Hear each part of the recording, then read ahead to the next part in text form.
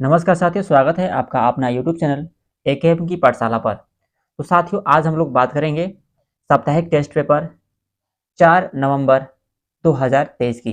ठीक है क्या? 4 नवंबर 2023 की जो साप्ताहिक टेस्ट पेपर हुआ था, उसी की हम लोग आज बात करने वाले हैं।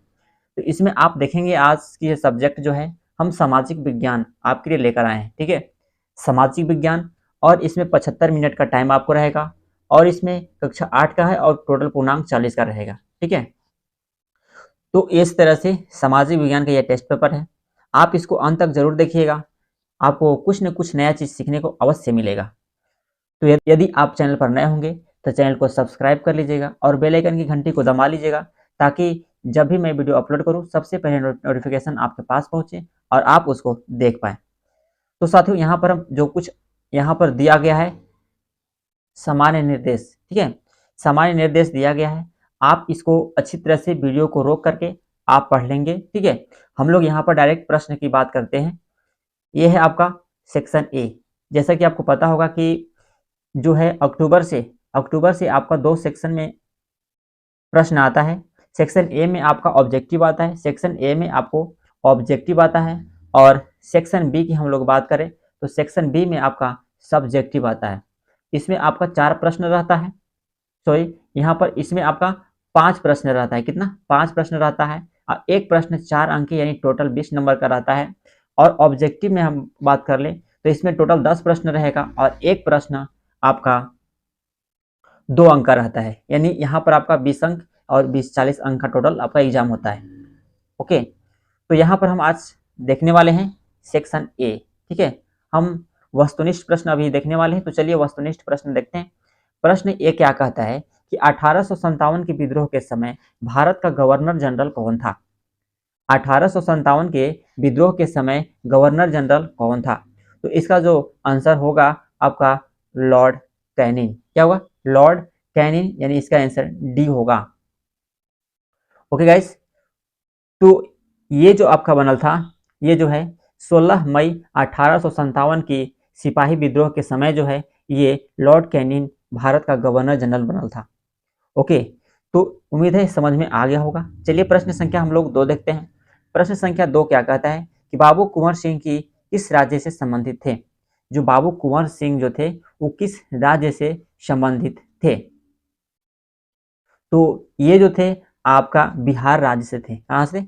बिहार राज्य से थे। इसके पिताजी की हम लोग बात करें, नाम तो साहिबजादा सिंह था इसका पिताजी का नाम। ठीक है, इनकी मृत्यु जो हुआ था 1826 में, जब इनकी मृत्यु हुआ था, तो मृत्यु के बाद जो है इन जो बाबू कुंवर सिंह को जो है बैठाया गया था गद्दी पर। ठीक है, तो चलिए हम लोग अब नेक्स्ट प्रश्न देख लेते हैं। प्रश्न संख्या 3। प्रश्न संख्या 3 क्या कहता है कि लक्ष्मीबाई कहाँ की रानी थी? ठीक है, लक्ष्मीबाई कहाँ की रानी थी? तो कानपुर, बरेली, लखनऊ या झांसी?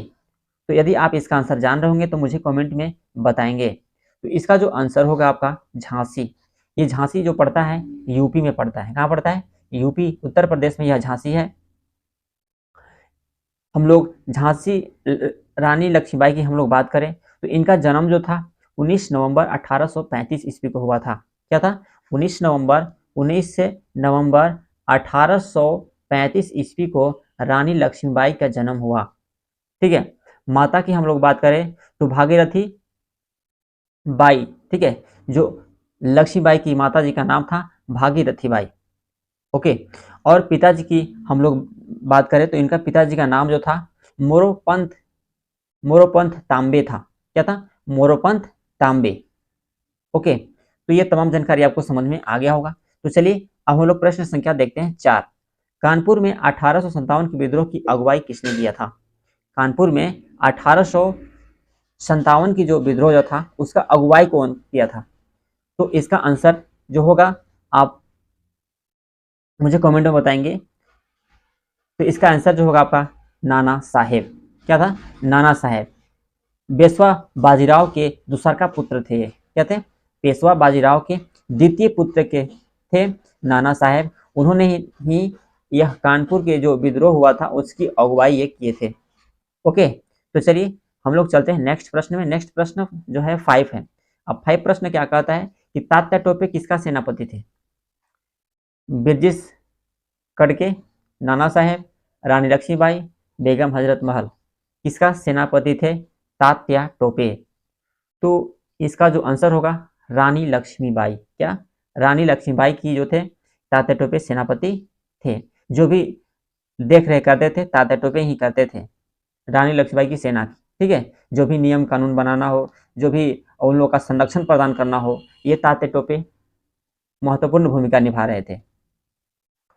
चलिए, तो प्रश्न संख्या हम लोग देख लेते हैं 6। अब प्रश्न संख्या 6 क्या कहता है उसके बारे में हम लोग चर्चा कर लेते हैं।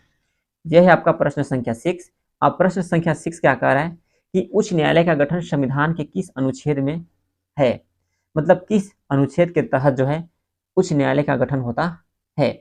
ठीक है, तो यहाँ पर देखिए इसका जो आंसर ऑप्शन की हम लोग बात करें तो ऑप्शन में है 210 अनुच्छेद, 215 अनुच्छेद, 214 अनुच्छेद या 124 अनुच्छेद। ओके, तो जो इसका आंसर होगा आपका 200 कितना 214 राइट आंसर होगा। ठीक है, यानी C number is the right answer. Okay, तो उच्च न्यायालय का जो गठन हुआ था वो अनुच्छेद 214 के तहत हुआ था। ठीक है, चलिए तो प्रश्न संख्या हम लोग देख लेते हैं 7 कि सर्वोच्च न्यायालय की स्थापना कब हुआ था? भारतीय सर्वोच्च न्यायालय की स्थापना कब हुआ था? एक का ऑप्शन है 26 जनवरी 1950, 28 जनवरी 1950, 15 अगस्त 1947 या 15 नवंबर 2000। तो जो इसका आंसर राइट होगा वो आपका 26 जनवरी 1950 को जो हुआ था, ये भारतीय सर्वोच्च न्यायालय की स्थापना हुआ था। ओके, अब हम लोग बात कर लेते हैं कि झारखंड उच्च न्यायालय की स्थापना कब हुआ था। झारखंड उच्च न्यायालय की स्थापना कब हुआ था? ऑप्शन है 15 नवंबर 2000 को, 15 अगस्त 2000 को, 26 जनवरी 2000 को या 15 सितंबर 2000 को। तो इसका जो आंसर राइट होगा वो आपका 15 नवंबर 2000 को जो था झारखंड उच्च न्यायालय की स्थापना हुई थी।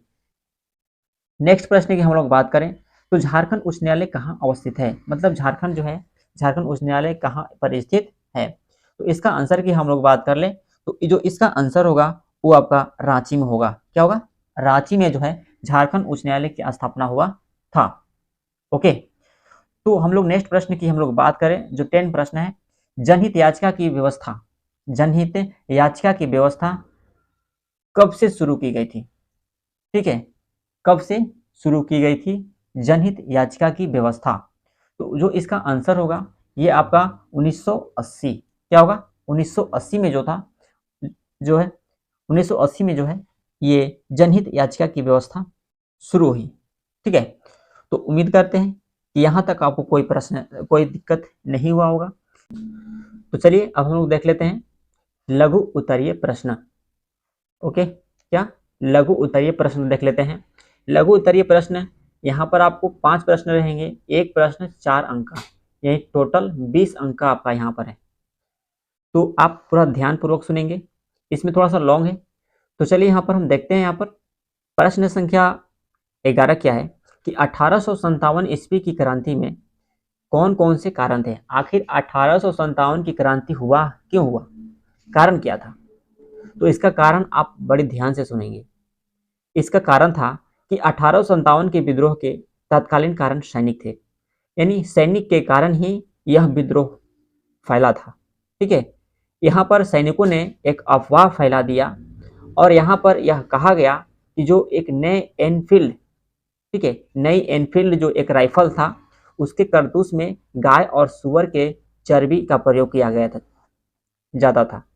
ठीक है, उन्होंने कहा कि जो राइफल है, जो राइफल का निर्माण किया गया है उसमें गाय और सुअर के चर्बी का प्रयोग किया गया है। ठीक है, सिपाहियों को इन राइफलों को लोड करने के से पहले कारतूसों को मुंह से खोलना पड़ता था। हिंदू मुस्लिम दोनों ने इसका जमकर विरोध किया और उसका इस्तेमाल करने से मना किया। ऐसा करने से यह विद्रोह और क्रांतिकारी के रूप में फैल गया। तो कारण यही था। चलिए हम लोग प्रश्न 12 की बात कर लें। तो झारखंड के चुट्टू पालू घाटी में किन स्वतंत्रता सेनानियों को फांसी दी गई थी? जो झारखंड की चुट्टू पालू घाटी है, वहां पर किन स्वतंत्रता सेनानियों को फांसी दिया गया था? तो क्वेश्चन ये है, इसका हम लोग आंसर की बात कर ले तो वहाँ जो झारखंड के चुट्टू पालू घाटी है, वहां पर जयमंगल पांडे और नादिर अली खां को फांसी दी गई थी झारखंड के चुट्टू पालू घाटी में। यह बात 4 अक्टूबर 1857 की है। 4 अक्टूबर 1857 को चतरा के जो काली पहाड़ी के पास जो है, यह एक चुट्टू पालू घाटी जो है, वहीं पर जयमंगल पांडे और नादिर अली खां को फांसी दी गई थी। ओके, तो इसका आंसर जो हो यही होगा। इसका आंसर की हम लोग बात कर ले। प्रश्न संख्या 13, उच्च न्यायालय के न्यायाधीशों की नियुक्ति कौन करता है? ठीक है, उच्च न्यायालय के न्यायाधीशों की नियुक्ति कौन करता है? तो इसका आंसर होगा राष्ट्रपति द्वारा जो है उच्च न्यायालय के न्यायाधीशों की नियुक्ति की जाती है। और यह उच्च न्यायालय के न्यायाधीशों की नियुक्ति कब हो सकता है, राष्ट्रपति कब कर सकता है? जब भारत के मुख्य न्यायाधीश और राज्यपाल के परामर्श हो। ठीक है, भारत के मुख्य न्यायाधीश और राज्यपाल के परामर्श से ही राष्ट्रपति उच्च न्यायालय के न्यायाधीशों की नियुक्ति करता है। यानी भारत के मुख्य न्यायाधीश और राज्यपाल की अहम भूमिका होती है। इसके आदेश से ही, इसके हस्ताक्षर से ही राष्ट्रपति नियुक्त करता है मुख्य न्यायाधीश की। तो उम्मीद है यह समझ में आ गया होगा। प्रश्न संख्या हम लोग बात कर लेते हैं 14 की। न्यायपालिका का मुख्य कार्य क्या है? आखिर न्यायपालिका का मुख्य कार्य क्या है? तो न्यायपालिका, न्यायपालिका को पढ़ने से लगता है कि मतलब न्याय से संबंधित यहाँ पर कुछ बात कही जा रही है। तो इसका मुख्य कार्य जो है व्यक्ति के अधिकारों की रक्षा करना, जो भी व्यक्ति का अधिकार है उसकी रक्षा करना, विवादों को कानूनों के अनुसार हल करना। जो भी व्यक्ति के पास, जो भी पब्लिक जनता के पास जो भी विवाद आता है, कानून के अनुसार उसको हल करना काम होता है न्यायपालिका का। तो उम्मीद है कि यह समझ में आ गया होगा। एक लास्ट प्रश्न है, प्रश्न संख्या 15, दीवानी व फौजदारी मामले से आप क्या समझते हैं? दीवानी व फौजदारी मामले से आप क्या समझते हैं? तो जो इसका आंसर होगा, फौजदारी मामले का मतलब हुआ कि किसी अपराधी कृत से संबंधित होती है। ठीक है, किसी अपराधी कृत से संबंधित होती है। यह अपराध सार्वजनिक अथवा अपराध होती है। ठीक है, यह अपराध या तो सार्वजनिक हो सकता है या स्वयं आपराधिक हो सकता है। इसके अंतर्गत चोरी, डकैती, हत्या इत्यादि आते हैं। इसके दौरान जो है अपराध करने वाले को अभियुक्त कहा जाता है। क्या? अपराध करने वाले को क्या कहा जाता है? अभियुक्त कहा जाता है। ओके, तो उम्मीद करते हैं कि ये सेशन आपको समझ में आ गया होगा। तो चलिए मिलते हैं हम नेक्स्ट वीडियो में। अगला वीडियो आपको किस टॉपिक पर चाहिए मुझे कमेंट में जरूर लिखिएगा, क्योंकि मैं जब भी वीडियो बनाता हूं तो कमेंट के उपदेश से ही बनाता हूं। ठीक है, तो फिर मिलते हैं नेक्स्ट वीडियो में। धन्यवाद। जय हिंद, जय भारत।